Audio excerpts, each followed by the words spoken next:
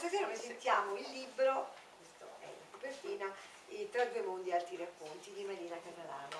Lei è stata una rappresentante della cultura italiana in tutte le sue espressioni e soprattutto di Venezia, la città dove, come ci diceva prima, si è laureata alla Ca' Foscari, appunto, di Venezia.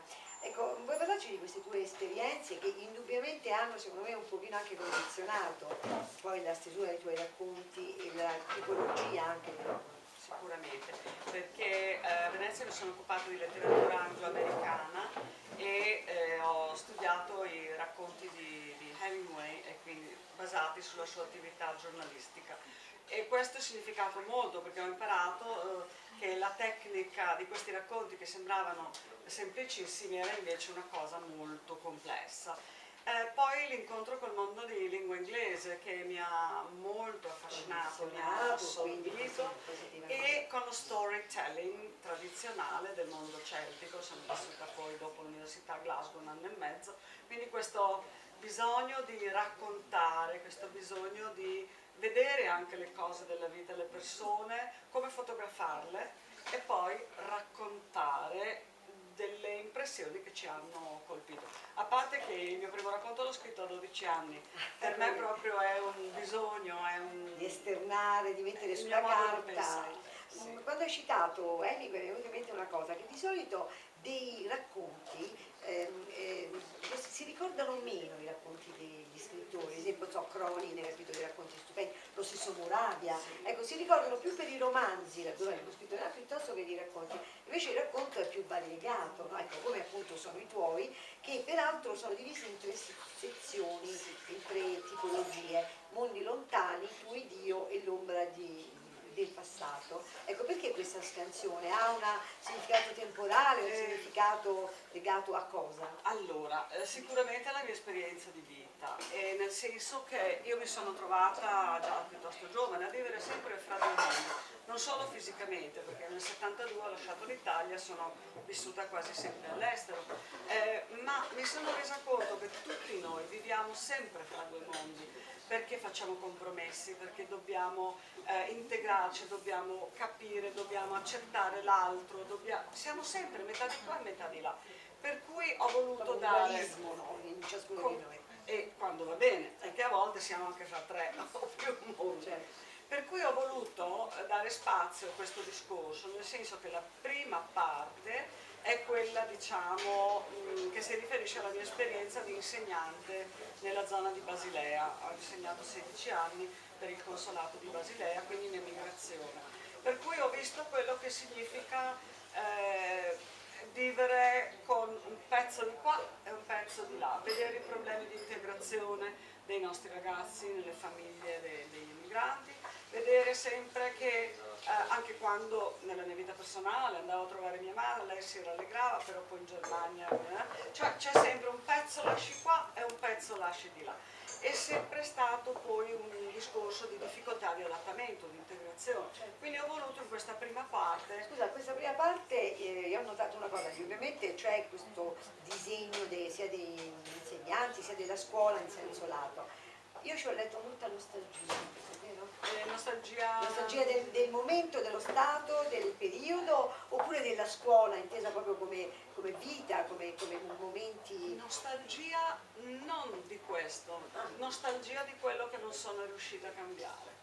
Come nel racconto del ragazzino che non riusciva a integrarsi nella realtà svizzera perché la famiglia era una famiglia patriarcale che lo obbligava a in pratica rispettarne i valori. La famiglia non si abbandona. Quindi questo ragazzo ha smesso di parlare, lui parlava solo il dialetto siciliano in famiglia, capiva molto bene il tedesco, con lo psicologo scolastico lo abbiamo avuto tanti incontri, ma non parlava neanche una parola di tedesco.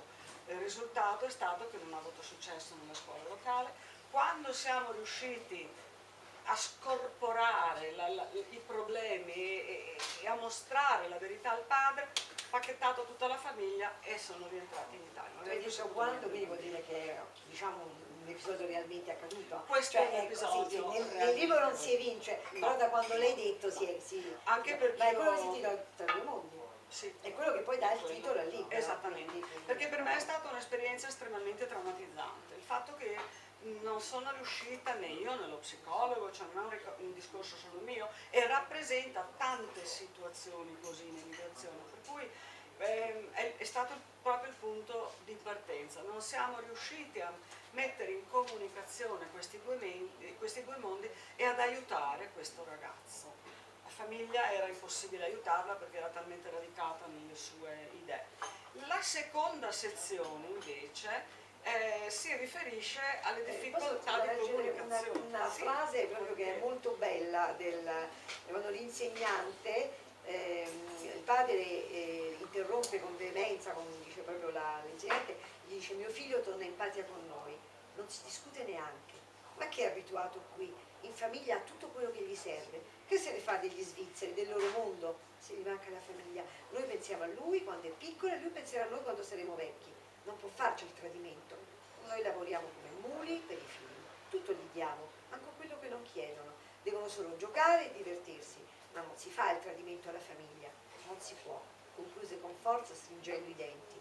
E l'insegnante dice: ma signor Pennisi, i figli non sono un investimento, un'assicurazione per la vecchiaia, sono individui, persone che hanno il diritto di scegliere la propria vita, anche se le scelte sono diverse da quelle dei genitori. Ecco, questa è molto importante, perché di solito invece il genitore, e soprattutto non tanto, soprattutto appunto i genitori italiani, a maggior ragione, hanno questo concetto della imposizione, sì. no? Quello dell'essere loro a Capacità dover di condizionare. integrarsi, perché in realtà molti dei problemi a vari livelli dipendevano da questo fatto che o si assimilavano, si lasciavano assimilare nella cultura locale, cosa che comunque non va bene, oppure la rifiutavano completamente, per cui è stato un grosso problema. E per questa ragione all'inizio della prima sezione ho scritto Un esergo, esatto, un aforisma. questo esergo. Ho rintracciato sentieri dell'anima, individuato valori sconosciuti, mondi inimmaginati, ma li ho capiti proprio per dire che, e allora non parlerei di nostalgia, parlerei proprio di amarezza per quello che non sono forse riuscita a fare. Rimpianto, ecco, amarezza è forse un po' troppo, esatto. Invece la seconda parte, tu ed io, si riferisce a questi mondi nella comunicazione interpersonale di diversi tipi, quindi nella coppia, tipo l'ometto che è innamorato dei suoi limoni, per cui lui vive solo per quello, vive per i suoi limoni, non ha dei contatti normali con le persone, e questa storia è basata su un episodio in cui mio marito ed io siamo stati testimoni in quanto eravamo per Natale alcuni giorni in Liguria. Sono stati giorni piacevolissimi, però è diventato un incubo in questo alberghetto, perché era una cosa folle, limoni da tutte le parti, dall'antipasto al dessert, e poi mi guardava in cagnesco perché io avevo buttato lì alcune frasi un po', che incubo. Allora mi è venuto spontaneo mettere per iscritto questa sensazione, cioè questa incapacità dell'uomo di comunicare con altre persone, però lui comunicava con i suoi limoni, e anche lì è un problema. Quanta gente comunica solo con le piante, solo con gli animali, ma nella realtà dei contatti interpersonali non riesce. Ecco, forse diciamo, ecco, questo che ho notato nel tuo libro, dove ci sono anche i rapporti interpersonali uomo-donna, ecco, c'è un po' di tutto, e il discorso del riscatto della donna di questi tempi, forse è proprio quello che stiamo perdendo, e quindi il tuo libro invece lo vuole ripristinare o lo vuole ricordare, non so se è l'uno o l'altro.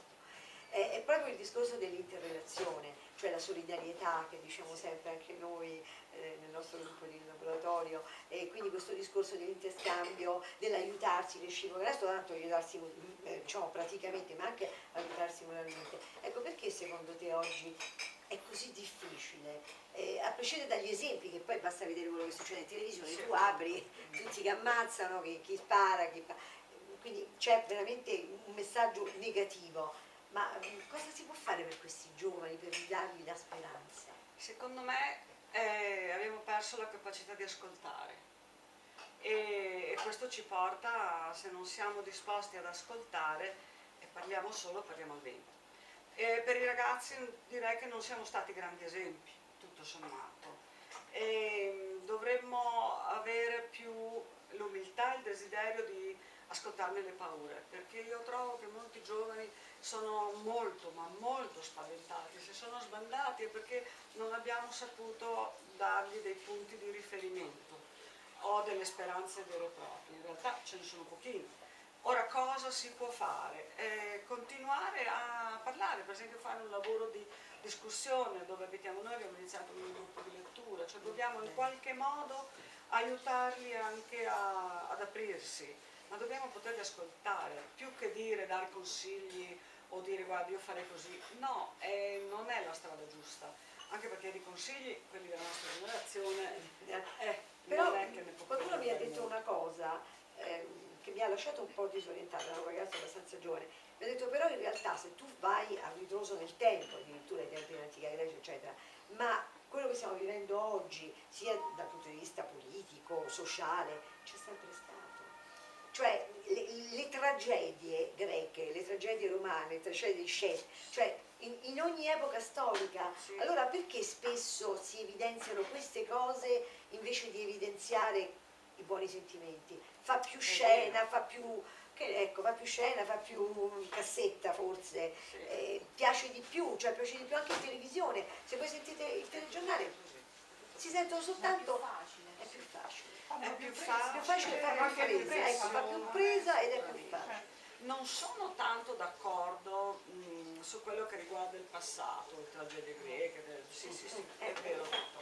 Però a quei tempi esisteva sicuramente anche una possibilità di catarsi, una possibilità di cambiamento. Oggigiorno siamo così avanzati da un punto di vista e così retrogradi in quello che è la comunicazione fra le persone. Per cui trovo che è molto più difficile oggi, tutto sommato, dare speranza. Io ho visto anche nell'attività di insegnamento, abbiamo molti contatti con studenti perché per le lingue stiamo cercando di aiutare varie persone, infondere ottimismo per il futuro, infondere l'idea che c'è sempre qualcosa che possiamo fare per uscire da determinate Sei una difficoltà. persona solare, e questo credo che si veda proprio, capito? E quindi questa tua solarità chiaramente la trasmetti. Peraltro va detto che oltre ad essere solare tu, hai un marito che non è solare, di più prima mi ha detto delle battute che poi in segreto cioè, diciamo dopo vi dirò. Mi facciamo raccontare dopo, dai, un paio di battute. magari che sono di un divertente, beh. Sì, poi li racconti anche agli altri che sono veramente Infatti, una più carina dell'altra. questo libro è dedicato proprio a mio marito Edward perché è fonte di immenso calore e sostegno costante dei miei sogni, anche delle mie follie, per cui se non avessi avuto lui probabilmente Posso non farti avrei... una domanda indiscreta perché siete sposati? Allora, siamo sposati dal 2000, ma eravamo già insieme Sì. dal 97. Quindi sono... Ci sono voluti 2 anni e mezzo di burocrazia intraprese. Mamma mia ragazzi, terribile, Tra l'Irlanda, la Germania e l'Italia non vi dico, come se fossimo stati dei ragazzini di 16 anni che avevano bisogno dell'approvazione dei genitori. Senti, i tuoi racconti, alcuni sono stati premiati giustamente. Sì. Allora, uno ha avuto il premio L'immagine parla, era il titolo del premio. E pensate, questo racconto di cui adesso lei ci dirà si intitola Bottoni e diamanti ed è un'allegoria perché i bottoni sono quelli della madre che in realtà diciamo della moglie pardon, che come tutte le mogli italiane cuce, fa, o forse le mogli di tutto il mondo, non lo so, ma lasciamo perdere. Soprattutto le mediterranee. Allora diciamo le mediterranee. E i diamanti che invece sono lo splendore dell'altra, no? Chiamiamola dell'amica. Ecco, come ti è venuta in mente questa allegoria, questa dilogia così, diciamo, diversa ma così accattivante sicuramente? Allora, questo concorso prevede tutti gli anni o una foto o un dipinto. Quell'anno era un dipinto di un pittore locale molto famoso, di cui ignoravo l'esistenza, e è un'associazione a Palazzolo sull'Olio, che tra le tante io non conoscevo, un posto bellissimo, vicino a Bergamo. E c'era questo ritratto, era un autoritratto di questo pittore con una palandrana bianca e con una cosa in mano che a me sembrava un bottone. un tizio con questi capelli stranissimi, lisci, lo sguardo veramente stravolto, e dietro c'era sembrava il lago quasi. Allora la mia fantasia, quella veramente non mi rimane. No, decisamente no. E ho immaginato che la moglie di questo tizio parlasse a questo quadro perché lei, attraverso l'esperienza tragica causata dal marito tra le tante, il quale era un violinista, era impazzito per una sudamericana, una pittrice, per cui lui è partito in una direzione, lei si è salvata alla fine perché è riuscita a rielaborare la situazione e lui si è perso completamente. E tra le tante poi la compagna la uccide lui, però non perché a un certo punto era diventato il giocattolo vecchio che a lei non serviva più. Per cui diciamo che è un'allegoria di quello che sono dei valori essenziali. Lui ha buttato via le ortiche, quello che era famiglia, quello che era la sua arte, perché infatti io ho scritto a un certo punto: non ti sei accorto, Lorenzo, che il tuo violino soffriva. Quindi proprio l'annullamento tutti i suoi sogni, della sua capacità, della sua personalità sicuramente.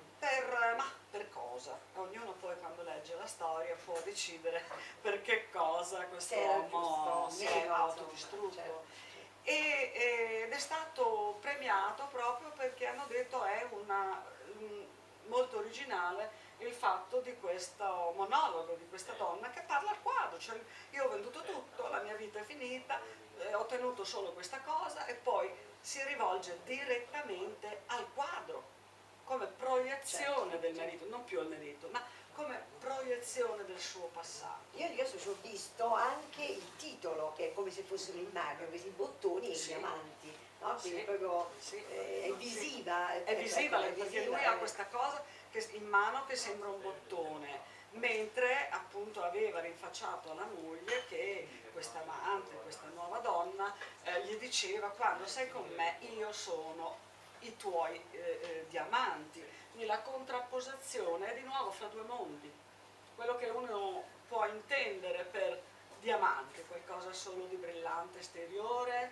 o è qualcosa di solido. Che cos'è un bottone? È solo una povera cosa senza grande valore, o il senso di solidità? Ecco, Ognuno poi ha la sua interpretazione. Certo. Però i bottoni, per esempio, devo dire che in tutte le famiglie, credo, ci sono le famose scatole dove ci sono tutti i bottoni, e ognuno quello che cerchi non lo trovi mai. Ma poi ognuno di quei bottoni ha una storia, fateci caso, cioè se vi capita di andare, ecco stasera magari andate e riaprite la scatola e vi accorgerete che lì dentro c'è una vita e uno non ci pensa, no? Perché in realtà sono tutti rimasugli di tempi passati, addirittura spesso anche di nonni, e quindi è tiene tutto, taglia. No? Poi la cosa, l'oggetto vecchio che si butta, però quando noi tagliamo i bottoni e li teniamo, è come trattenere un pezzo di vita, perché quella cosa l'abbiamo usata un certo periodo di tempo.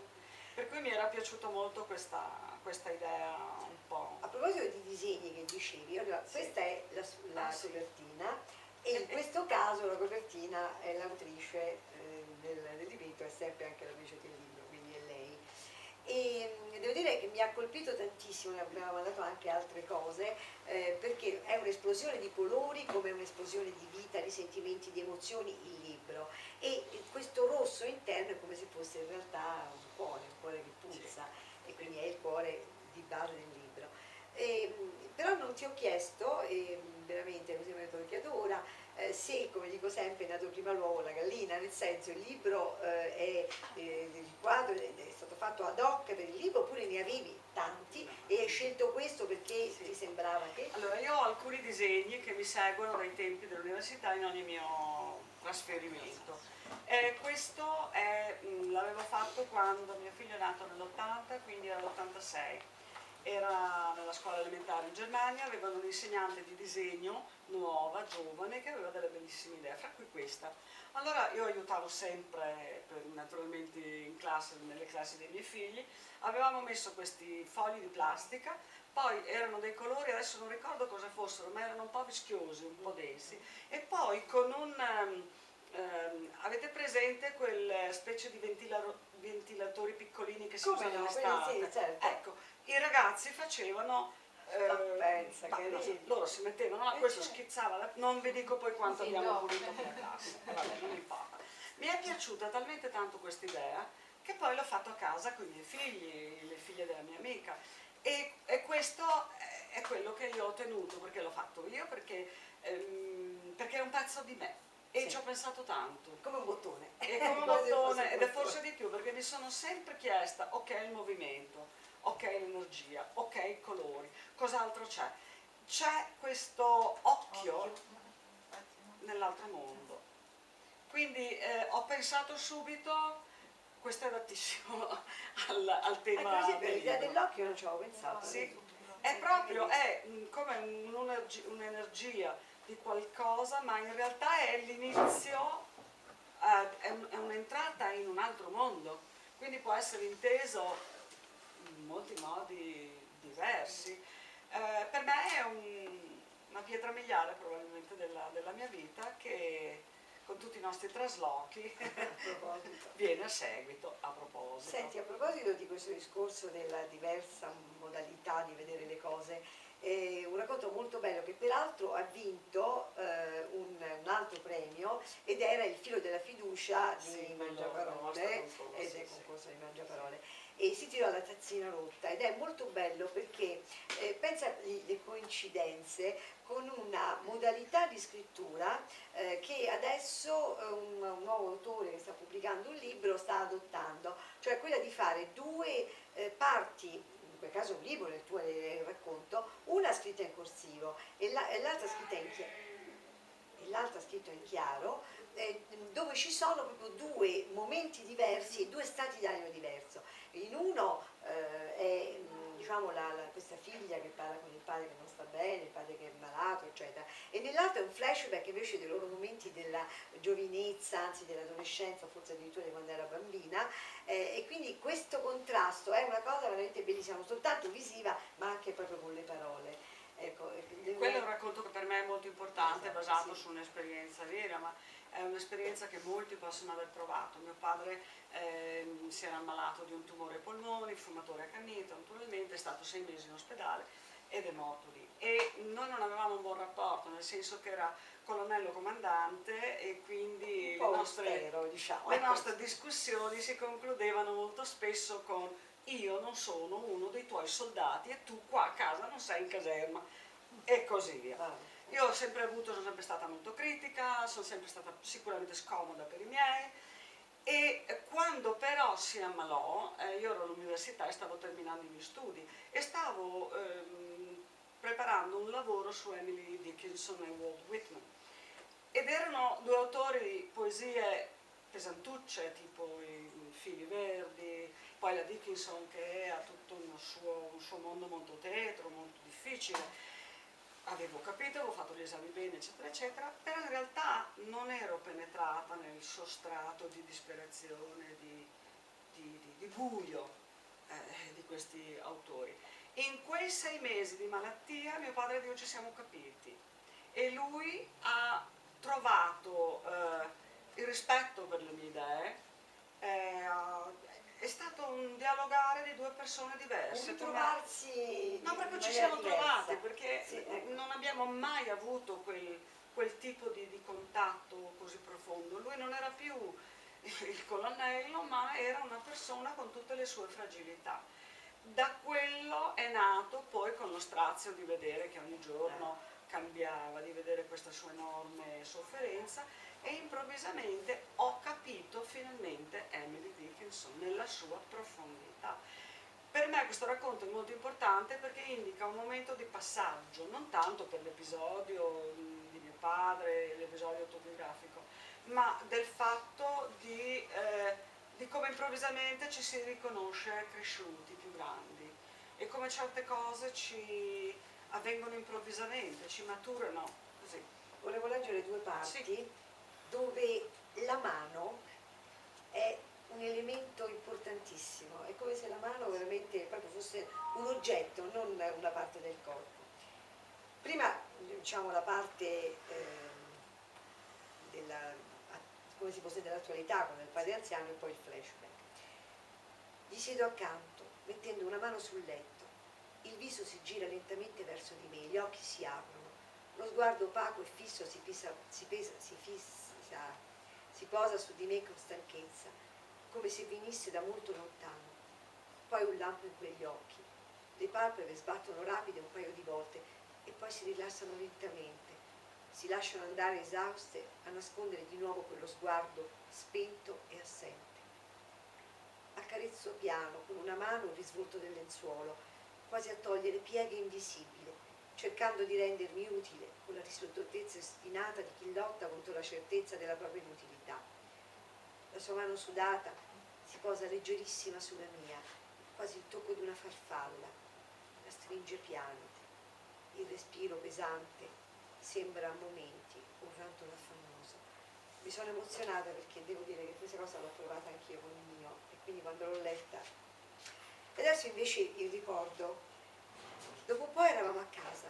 Mia madre e mio fratello, più giovane di me, ci aspettavano seduti sulla panchina, sotto casa, vicino a un mucchio di dahlie rosse e alle grandi margherite di montagna. Mangiavano grossi grissini fatti a mano, croccanti e appena sfornati. Mio padre alzava il pentolone trionfalmente. Da lontano mio fratello gridava "le fragole!", danzava festoso come un folletto e ci correva incontro. Mia madre batteva le mani con gioia. Il sole era quasi tramontato. Le montagne intorno erano imponenti macchie nere. Tutto sprofondava lentamente nell'ombra. Mio padre mi teneva forte la mano. Veramente, devo dire, di un'emozione incredibile. Ecco, queste due visioni, una così triste e l'altra così piena di ricordi, piena di rimembranze. Io ricordo quando ci fu la presentazione del vostro progetto e lessi un pezzo, ci fu un signore che si alzò e mi disse: io ho letto il suo racconto, è molto bello, però lo voglio dimenticare perché ho vissuto la stessa esperienza col padre, e dice: ho pianto leggendo il racconto, ma adesso lo voglio dimenticare. No, ma io infatti, cioè, qualcuno mi conosce, io pure faccio che scherzi, le gaffe quando leggo mi succede, però come stasera mai, cioè non mi sono mai impuntata così, perché veramente nel leggerlo l'ho rivissuta, proprio l'emozione con mia madre e con mio padre, peraltro con tutti. Io sono molto contenta di questo, cioè se i lettori riescono a in qualche modo fare proprio quello che scrivo, io sono già molto contenta, perché è nell'intenzione delle cose, è una forma di comunicazione, per me è molto importante. Senti, altri libri in cantiere? Allora, sta per uscire un altro libro di racconti di una casa editrice di Lucca, che ha vinto anche lì. Ah, ecco perché. No, dicevo come ci hai tradito, no. Sei vinto? No, perché un racconto ha vinto il concorso, certo. e quindi hanno voluto fare questa cosa. Certo. Intanto ho finito un secondo romanzo e adesso l'ho lasciato lì a dormire un po', perché le cose devono decantare. E poi mi è venuta questa idea, e mio marito si spaventa sempre quando gli dico: sai che mi è venuta un'idea? È uguale. No, quando dici ho un'idea, io comincio sempre a Si sente male. Aiuto, che succede? E invece dove viviamo noi adesso siamo a 200 metri di altezza nell'altolario, quindi dalla mattina alla sera io ho questo lago davanti agli occhi. Non è solo bello, il lago parla, ci sono tante storie, ci sono tante cose, e da una parte la fisicità, dall'altra un'altissima spiritualità. E noi non siamo di quelle parti, non abbiamo nessun rapporto personale, però ci siamo innamorati di quel posto. E allora mi è venuta questa idea: io voglio creare dei racconti dal lago, cioè in base ai paesini, certo, il lago mi racconta delle storie, quindi poi ci rivedremo. Devo dire il lago che parla e quindi una parafrasi. Sì, una figura poi c'è anche retorica. la profondità del lago, cioè è una cosa molto complicata. Quel lago lì è diverso da tutti gli altri che io ho visto. E poi volevo dire che per me c'è un fascino immenso nello scrivere racconti, perché è più difficile sicuramente che scrivere. Sì, perché nel romanzo hai quei personaggi che tu segui, certo, che tu segui, invece il racconto variegare. deve avere anche un equilibrio suo, quindi è molto più complesso da architettare, da studiare, però per me è un fascino, una cosa che mi piace moltissimo. Ecco, questi sono, e poi non lo so, qualche altro idea mi verrà magari sul treno domani. Poi logicamente, vabbè, tutti gli altri vecchi racconti, ho scritto anche racconti per i ragazzi, per me scrivere racconti è come lo storytelling del mondo celtico. Ecco, questo dei ragazzi secondo me potrebbe essere molto utile perché nei tuoi libri, nei tuoi racconti c'è molti buoni sentimenti, una morale, ecco, diciamo, non di quella pedante, ma una morale molto costruttiva, quindi potrebbero essere veramente molto utili. Avevo scritto quel libro che poi avevo detto, devo rivederlo ma non ho avuto tempo, quando insegnavo a Basilea. Questi ragazzi molte volte venivano al corso di italiano che gli garantiva l'equipollenza del titolo in Italia dalle 4 alle 7 di sera, quindi voi immaginatevi una giornata, quando i loro compagni svizzeri andavano a giocare a pallone, questi venivano, con quale gioia venissero. Allora io avevo un cane che si chiamava Oscar Maria Filippo del Colmello, ed era un breve, nobile, c'è tutta una storia anche là dietro, poi ve la racconto. E siccome tante volte lui non voleva restare a casa, allora io me lo portavo, lo lasciavo in casa, nella pausa dicevo ai ragazzi, se voi lavorate bene, nella pausa vi faccio fare un giro con lui. Facevo così. Allora una volta mi hanno detto, ma perché non ci racconti qualcosa di questo cane? Così è nato questo libro. Pertanto alcune pagine sono state pubblicate in un libro per le scuole italiane all'estero, dell'editrice La Scuola, e adesso dovrei rivederlo tutto quanto, ma è il cane che racconta la sua vita, quindi dal suo punto di vista tutte le assurdità, quello che vede, come cresce, come vede gli adulti, come vede la natura, come vede la nostra illogicità, dice ma come? Hai comprato questo terreno, gli hai buttato giù tutti gli alberi, adesso hai costruito questa box lì, sta cosa, e adesso ricominci a piantare? Cioè il cane ci giudica in qualche modo. E ai ragazzi era piaciuto tantissimo, per cui lavoravano davvero pur di avere l'ultima mezz'ora. I figli ci guardano, cosa si cambia? L'ultima mezz'ora, ma parliamo di Oscar. Era sì una cosa un po' particolare. Insomma. Allora, innanzitutto faccio la fatidica domanda che mette sempre in difficoltà, se qualcuno vuole fare qualche domanda, ma vuole dire qualcosa? No, niente, è sempre affascinante sentirla e noi abbiamo noi l'abbiamo abbiamo pubblicato il libro, però non ci conoscevamo. No. L'abbiamo a una fiera a Milano l'altro anno, è stata con noi un pomeriggio intero. E quello penso che sia invece una cosa molto interessante, non solo poter pubblicare, ma avere un contatto con noi, no? Perché quello anche che voi potete aver visto nel libro mi arricchisce di una esperienza per poi come no, certamente. Una cosa molto molto sì, non so se hai visto prima, stavo di là, stiamo pubblicando un libro di equitazione di una ragazza che va a cavallo e che ha scritto questo libro. Dire entusiasta era poco, perché un'associazione, non so bene, poi non capisco bene come si chiamano queste cose, dell'equitazione, l'ha visto e pare che addirittura insomma sono molto interessati, cioè, le brillavano gli occhi, quindi è bello quando l'autore è contento e sono contenti tutti, insomma. Anche perché, ripeto, per me la comunicazione con le persone è necessarissima, ho avuto l'immensa fortuna di insegnare per quasi tutta la mia vita agli adulti, per cui c'è sempre qualcosa, noi abbiamo dato per quello che è la nostra competenza, però abbiamo acquistato tante altre nozioni, tanta altra umanità, perché abbiamo visto dei casi incredibili, per cui per me è molto importante. L'interazione. Molto, molto. A proposito di interazione, io volevo dare il posto